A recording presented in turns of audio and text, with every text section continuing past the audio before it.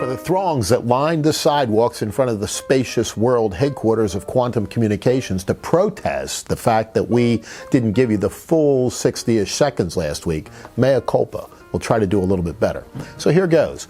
We've just come through the inauguration of Donald J. Trump as President of the United States, and we saw the media seizing upon his inaugural address to describe it as dark. Now, that's the same word that they used to describe his acceptance speech at the Republican National Convention back in Cleveland. And you've got to wonder what word they would use to describe the mood of the electorate, given the fact that 2/3 of the American people were saying that up until Friday, we were headed in the wrong direction.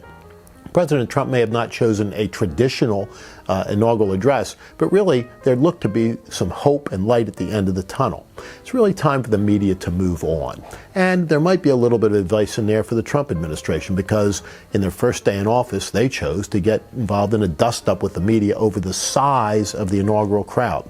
Now, some people said that was a move that was courageous and bold and pushing back against the liberal media on their distortions, and there may be a small element of truth to that, but as president, Donald Trump is going to have to pick his fights. And I'm just betting that there's going to be a fight or two worth having with the media very shortly.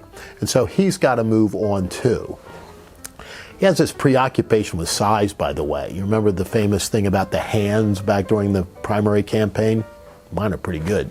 But the fact is that Donald Trump is now the most powerful man in the world and really has more important things to do, which he did on his first day in office, issuing executive orders which began to unravel with the signing of his pen what Barack Obama had put into place with his.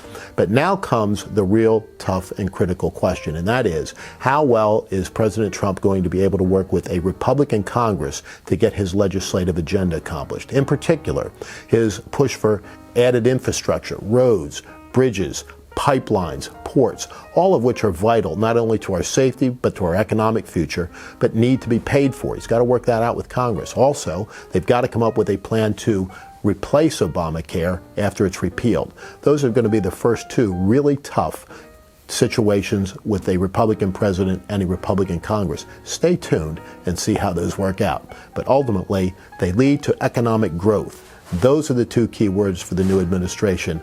Let's hope, pray that there's nothing dark about that it's bright lights ahead. And that's the best 60-ish seconds of your week.